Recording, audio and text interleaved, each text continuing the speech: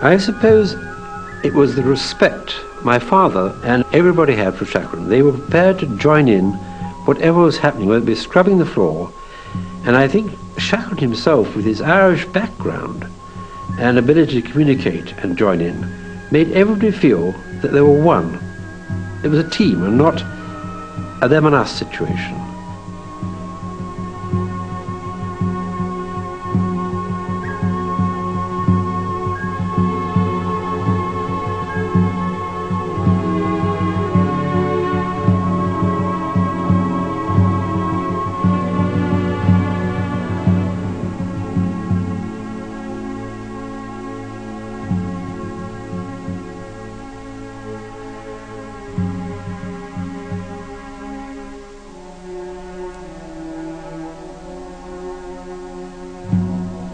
He also communicated to his men that he put them above the object of the expedition. The object was great, but they were more important. Frank Wild, the second in command, knew Shackleton's concern for his men's welfare better than anyone else. He had been with him in 1909, when, running low on supplies, the boss gave up the pole in order to save his party from certain death. One night, when both men faced starvation, Shackleton forced on Wild a share of his own meager rations. I do not suppose that anyone else in the world can thoroughly realize how much generosity and sympathy was shown by this. I do. By God, I shall never forget it. To protect his crew, Shackleton was prepared to act forcefully. Sailors complained that they were being bullied by the boatswain, John Vincent, a heavyweight wrestling champion. Vincent was summoned to Shackleton's cabin. He left, demoted.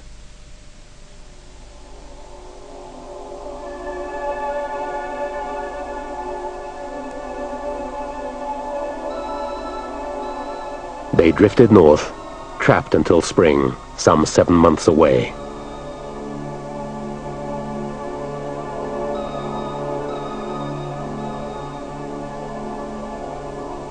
The floating landscape, convulsed into pressure ridges, became difficult to negotiate. As weeks became months, Shackleton was haunted by the fate of the ship Belgica. She too had been frozen in the pack. The crew had succumbed to the tedium of the long, dark polar winter.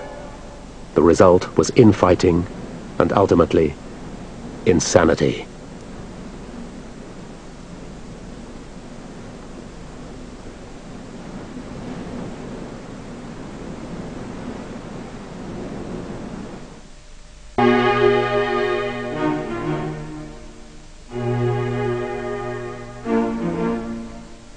The 1914 Trans-Antarctic expedition had planned to be the first Britons to make extensive use of dogs.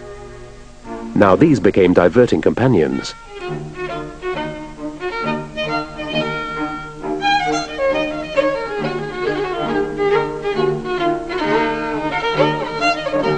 Hurley was characteristically proud.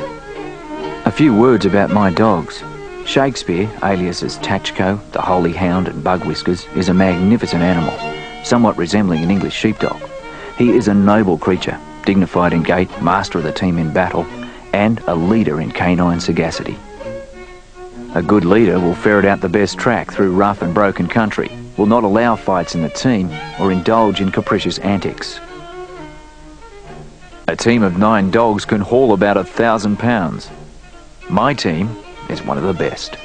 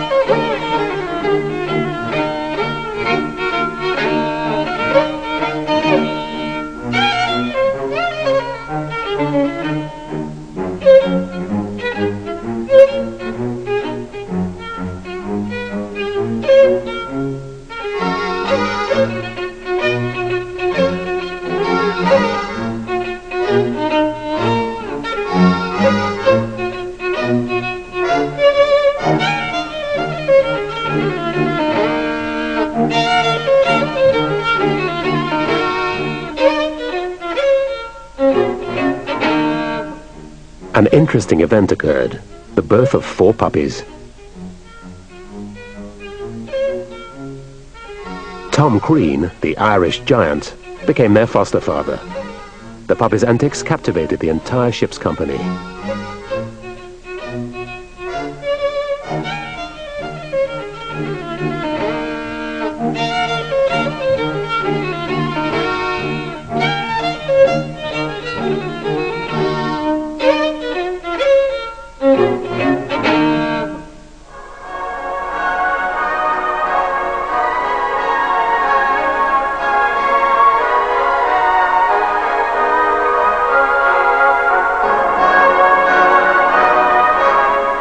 The men passed the long months with soccer matches, theatrical evenings,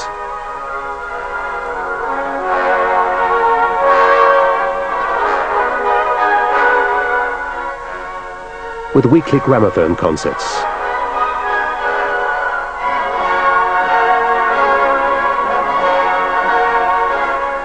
And a ship-wide haircutting session.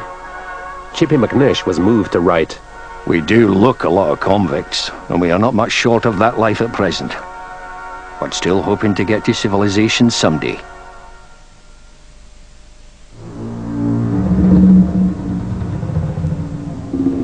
By May, they'd been stuck for over 3 months. The sun disappeared beneath the horizon, leaving days dark as night until the end of winter.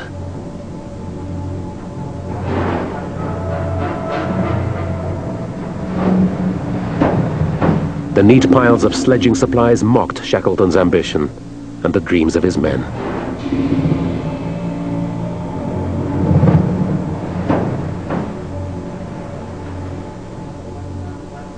Meanwhile, ominous forces were at work. Encroaching ice squeezed the Endurance in its merciless grasp. The ship was not designed to rise above the increasing pressure of the encroaching pack. The huge blocks threatened to crush her. In July, a blizzard raked the Endurance. As the ice groaned and heaved, Shackleton assessed the situation. He spoke to the captain, Worsley. He said to me, "The ship can't live in this, skipper. You'd better make up your mind. It's only a matter of time. What the ice gets, the ice keeps."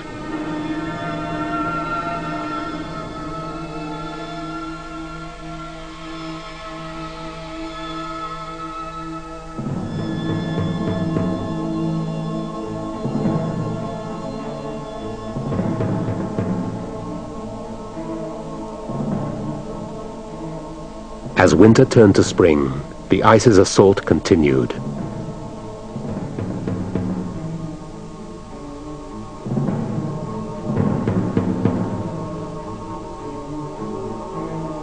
"40 years on, sailor Walter Howe still remembered the sound of the ship reeling under the blows. Well, the ice got her under the starboard quarter and lifted her bodily, as it were. And then she listed very heavily to port, and the timbers began to crack and groan. Did you hear the timbers going as the ice tightened? Oh, you couldn't avoid it. It was there like heavy fireworks and blasting of guns.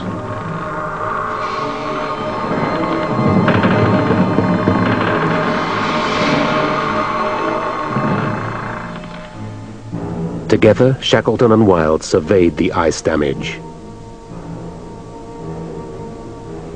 Orderlies noted, "Sir Ernest must have gone through terrible anxiety lately, though he is so inscrutable that no one could have detected anything unusual in his manner. I know for a fact that he did not once lie down for 3 days, and I don't think he had undressed for 10 days.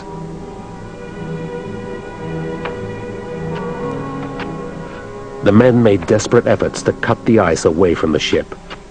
Even the usually stoic carpenter McNish was shaken. There were times when we thought it was no possible the ship could stand it. Everyone got our warm clothes put up in as small a bundle as possible. I have placed my loved one's photos inside Bible.